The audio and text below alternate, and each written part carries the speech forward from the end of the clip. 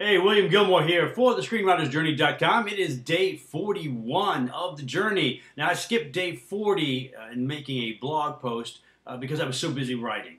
It was a very, very productive day. I was trying to get through the second half of the second act of my screenplay come-ups. It's about a 30-page section, and I thought I was in pretty good shape that I might actually be able to accomplish those 30 pages. In the one day, as opposed to the first 30 pages of the second act, which took a couple of weeks because there was a lot of rewriting going on there. But the second half of that act seemed to be in pretty good shape in my preliminary outline of that. So when I began writing yesterday, I actually spent a lot of time on it, more hours than maybe I was anticipating, but it was really, really productive, and I was getting a lot done, and I was really pleased with what was going on. So instead of making a blog about that last night, I thought I would get up early this morning and finish up some of the writing, maybe actually finish the act and then give an update on the whole thing. And what happened is that I ended up spending a lot more time than I anticipated. It seems to happen a lot when you're writing. But again, it was very, very productive, and I felt really good about what was going on.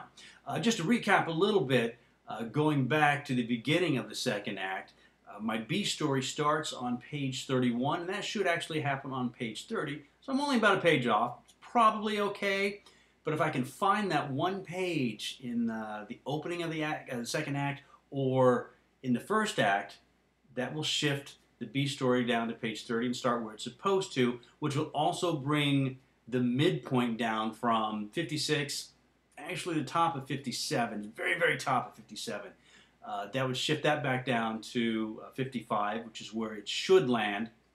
And the second half of the second act, which is supposed to start on page 55 with the bad guys close in, that would probably land at the bottom of 55, maybe the top of 56. I'd be okay with that. So that would be just about perfect. That'd be just about where it needs to be. That section runs for about 20 pages up to 75, where we reach the all is lost moment. That's the whiff of death, where we have this big symbolic moment that things are really, really bad for our hero or heroes in this case. And that should happen on page 75. And right now that's happening, both those points, the end of bad guys close in and that all is lost moment, are happening on page 76.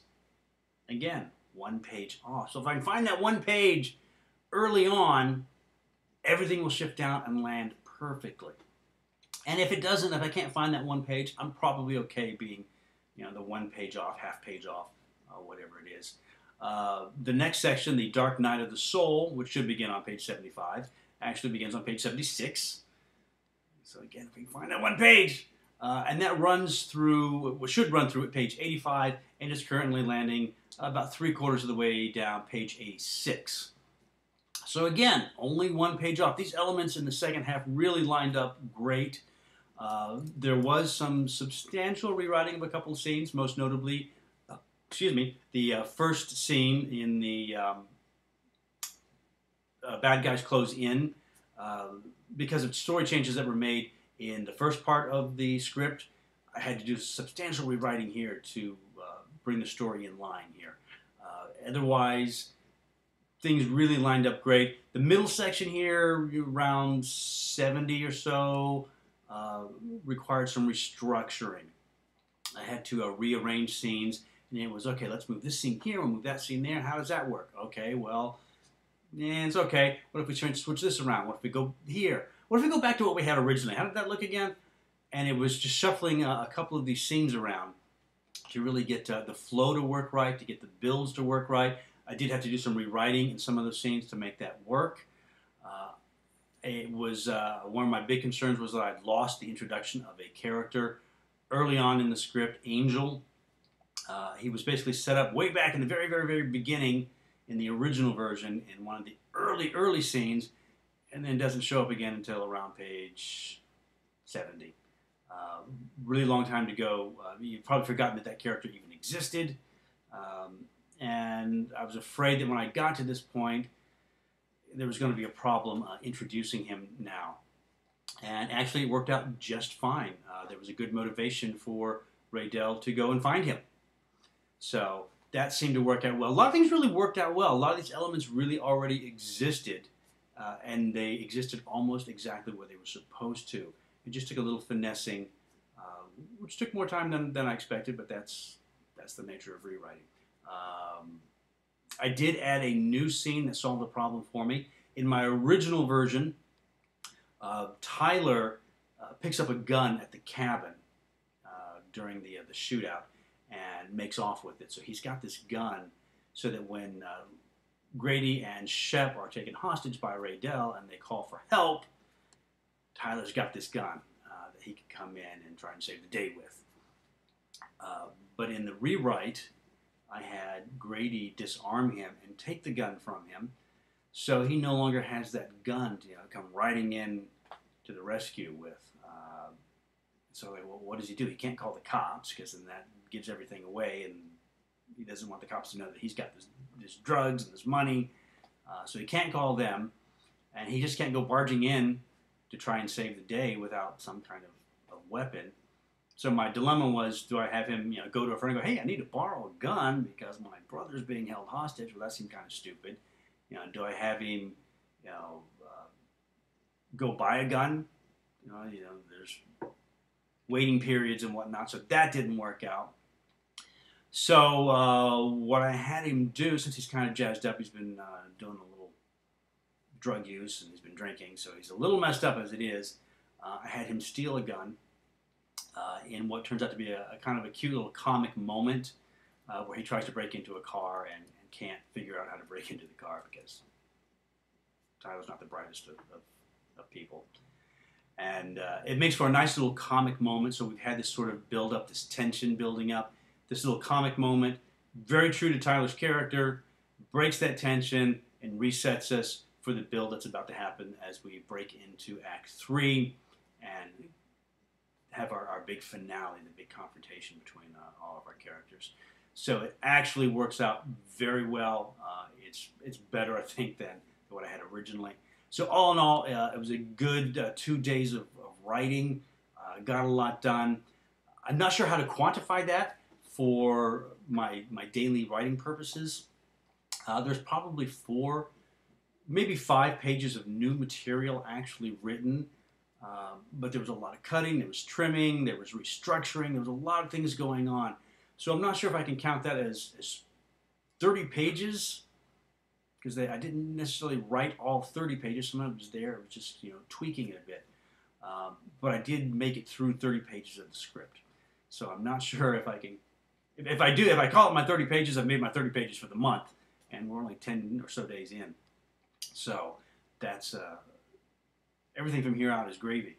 But if I only count the actual 4 or 5 new pages of material, that puts me at about 16 pages for the month so far. So I'm halfway there, and not quite halfway through the month yet. So either way, it's good.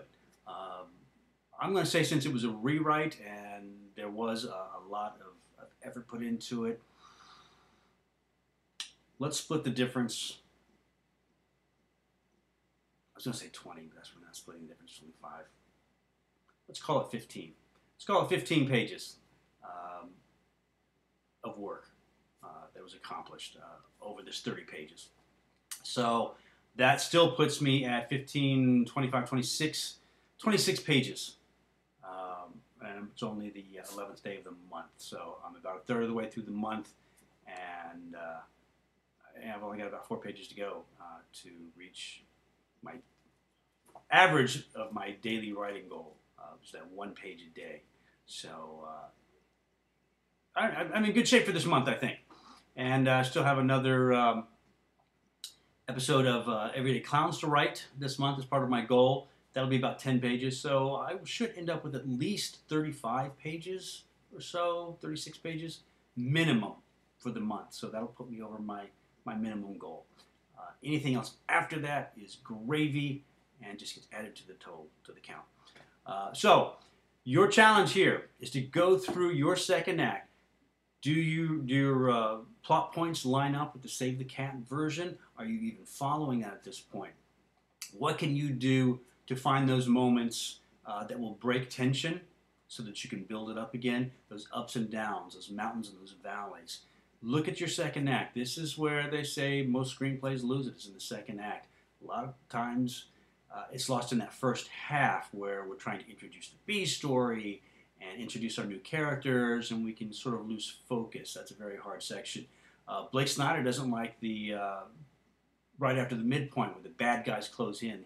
He thinks that's one of the hardest sections to write, and as he says, you just have to muscle through that. How did you make that transition from the midpoint into that? Really look at these points and see where your script is and does it need some additional work.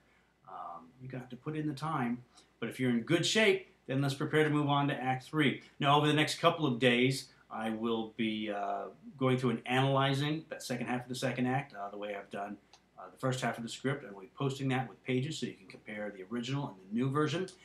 Tomorrow night, I will either be going to Tuesdays at 9 or the IAWTV Writers Workshop with an episode, the new episode of Everyday Clowns. I'm waiting to hear back from which one is going to put me up. So we will have an update from one of those two venues tomorrow night.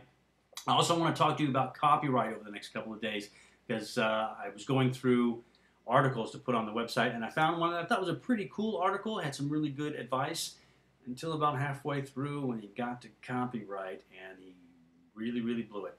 So I think it's important to talk about copyright, particularly since we're coming to the end of this script, and I've got to make sure my copyright protections are in place. So I'll go over all that with you. So there's a lot coming up here over the next week. Plus, I got a new episode of Script Talk coming up. We'll be talking with Joey Adams and his new pilot for a network television show called Eternity. We'll be shooting that tomorrow, so that'll be up sometime this week. It's going to be a busy, busy week, so be sure to check back here regularly to find out what's going on screenwritersjourney.com. And until then, keep writing.